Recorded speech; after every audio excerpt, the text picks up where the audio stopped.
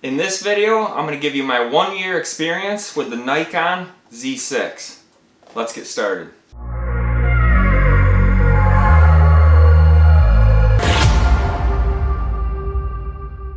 What is going on, guys? Brady here. So I've owned my Nikon Z6 for about a year. I've been through all 4 seasons with it. So I thought it would be a good time to share my thoughts with you.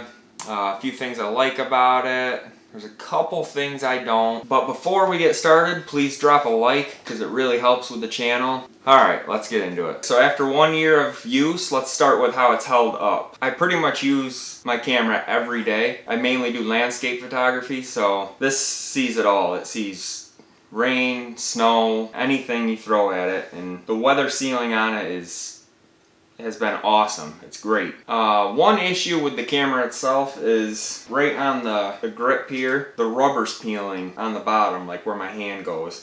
It's not a big deal, but before this I had a Nikon D7200 and that never had an issue. So within 1 year, this is starting to peel here, but definitely something I'm going to keep an eye on. But other than that, the weather sealing of it has been excellent, both the body and the lenses. Next, the picture quality is fantastic. I've took a bunch of great shots with it over the past year, and people might be asking, why'd you go with the Z6 over the Z7? I don't see the huge advantage about having 47 megapixels out of the Z7. This is the far better video camera out of the two. And the way I shoot, I do a lot of astrophotography as well, and this handles noise much better than the Z7. The megapixels out of this, I think, I don't know what it is, 24 megapixels or something, is plenty big enough, plenty much resolution to print, you know, basically as big as you want if it's photographed right. So yeah, from this camera, no complaints out with the picture quality. It's fantastic. And just to show you, here's an example of a Milky Way picture I took. This was shot at ISO 10,000 with the f4 kit lens, and it handled that beautifully. And then also on the subject of high ISO performance, this really allows you to shoot a lot more handheld in darker conditions. With the advantage of the in-body stabilization and the high ISO, you know, you can really crank the shutter down and let that stabilization take over while having your ISO up. I mean, you can shoot some pretty dark conditions handheld with this. For instance, I shot this picture right here. It was just kind of messing around. This was when I first got it. I shot this at 1/6 of a second. You know, it's kind of almost like a handheld long exposure. You can see the motion in the water, and the snow on each side of it is still pretty crisp. Absolutely love the high ISO performance of this, both in video as well as in pictures, still images. No complaints there, it's fantastic. Probably my favorite option that this Nikon Z6 offers, the option to do a time-lapse movie right in the camera. So in the settings, you go under time-lapse movie, and you go through all your settings and figure it out, and it creates a time-lapse movie right in the camera, so there's no post-processing to do on the computer after. So if you're into time-lapses, this saves a ton of time doing that.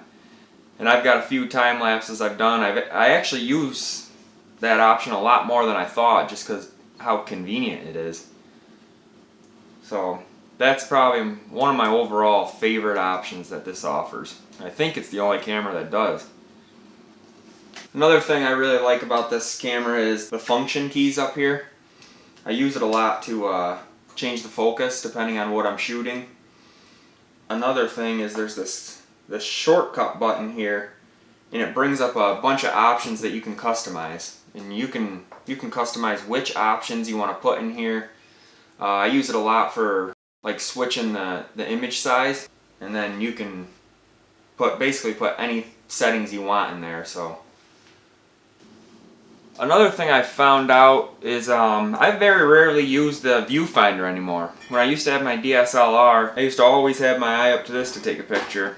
With the live view of this and just how good the screen looks, I basically just use the screen now. FTZ adapter. I use that quite a bit. I'm actually using it right now to shoot this video. I've got the 14 to 24 milliliter Yeah, I got the 14 to 24 millimeter f2.8 on to shoot this video. One thing I don't like about that FTZ adapter is I used to have the Takino 11 to 16 millimeter f2.8, and as soon as you put that on to the FTZ adapter, it automatically drops your sensor down to DX format. And with that lens in FX format, you can shoot at 16 millimeter and it takes up the whole sensor. So that was kind of a bummer that it does that. It doesn't give you the option to keep it at FX, as of right now at least. One thing I'm really excited about is these new line of lenses. As of right now, I only have two that are native to it. The 24 to 70 f4 kit lens that most probably have, and most of you that will buy this will get this lens, and this is a fantastic lens for a kit lens. The other lens is the 50 millimeter f2.8 or f1.8 rather, that's native to this, and I've gotten some awesome shots with that. I got this shot right here of my dog, and Nikon actually shared that on their social accounts. I'm definitely looking forward to the future of these lenses. It's got a huge opening on the body for them, so I can't wait to see what they can do with them. Just the handling of this camera over the year has been awesome. It feels good in the hands. It's got a DSLR feel to it, just a small compact body, and this is even with an L bracket on it. Yeah, the handling of it is awesome. And as I mentioned, the video performance has been awesome. I like that it shoots in 4K, 30 frames per second. One thing I don't like while shooting video is these knobs. They're really loud, so if you gotta make an adjustment in the middle of the video, it's loud. I've got an example of that right here. And look at this view we get.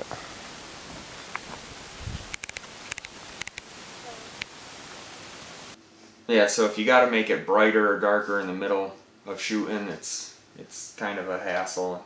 Loud. I wish they would have made that those knobs a little smoother. Then one thing I wanted to touch base on as well is a lot of people complain about the one card slot. I have never had a problem, and I've got two of them that I shoot with every day. Would it have been nice for them to add an SD slot in there too? Yes, it would, but these are XQD cards. They're not SD cards. They're a lot more rugged. They're a lot more reliable. And like I said, I got two Z6s, two XQD cards, and I've never had a problem. Alright guys, that's all I got for today. These are just some quick takeaways from what I found from using it for a year. There's a ton more. These are just the first ones that came to mind. So, and yeah, if you got any questions about it, just drop a comment. Feel free to ask whatever you want. Or if you got any suggestions on a future video I should do on it, just drop a comment and let me know. Thanks for watching, guys.